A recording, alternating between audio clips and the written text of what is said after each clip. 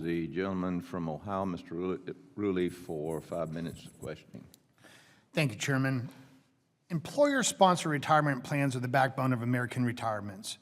Over 70 million workers are covered by these very plans. Private employers voluntarily sponsor more than 800,000 ESOP covered plans holding more than $9 trillion in assets. We're not talking millions, we're not talking billions, we're actually talking trillions. $9 trillion in assets. When I learned that the Biden-Harris Department of Labor shared confidential employee benefit information with plaintiffs' law firms, I had to get involved immediately. It was shocking to understand that this was being shared. The DOL should never be sharing secret or sensitive information with anyone unless the employers consent to do this. So the question would go to Mr. Bonham.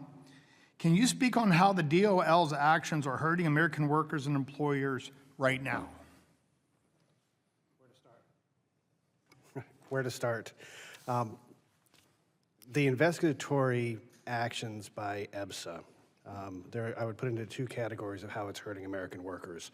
First are the millions of Americans who are never even given the opportunity to benefit from a plan because of the chilling effect that EBSA has on plan formation. We did a survey about a year ago of businesses who were looking at their succession plans and whether or not they would be interested in forming an ESOP. Close to 80% of all business owners who were looking at retirement were highly interested in forming an ESOP. Once we introduced the idea of EBSA and their enforcement powers, it plummeted. They just don't want to deal with the risk that the introduction of EBSA's enforcement capabilities introduce.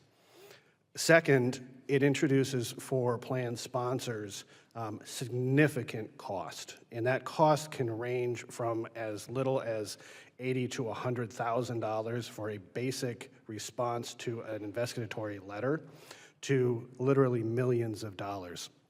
I was speaking to a CEO just yesterday who was the subject of one of these investigations.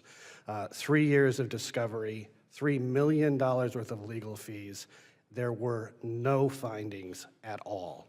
Immediately after they received the conclusory letter from the Department of Labor, they were then slapped with a class action lawsuit that cost them another $2 million. Was it a coincidence? We don't know. We hope that some of the investigations will find out. But those are just a couple of examples of where the investigatory abuses at EBSA have had a dramatically chilling effect on plan formation. And we should all remember that offering retirement plans and offering benefits are voluntary on the part of the employers.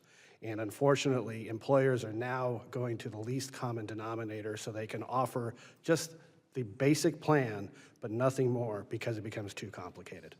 Really appreciate that answer. We introduced H.R. 2958, the Balance and Scales Act, requiring the DOL to enter into written agreements detailing what type of assistance will be given before sharing confidential information with attorneys, and to share those agreements with the employer or the plan sponsor that could be negatively affected by this.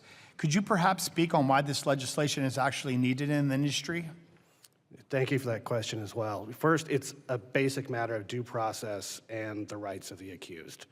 As the magistrate judge in Colorado said in the case that Lars was working on, as she said in her decision in the case exposing the practice, these secret common interest agreements would, quote, allow a government agency to weaponize private litigation against some target before confirming the target should even be a target.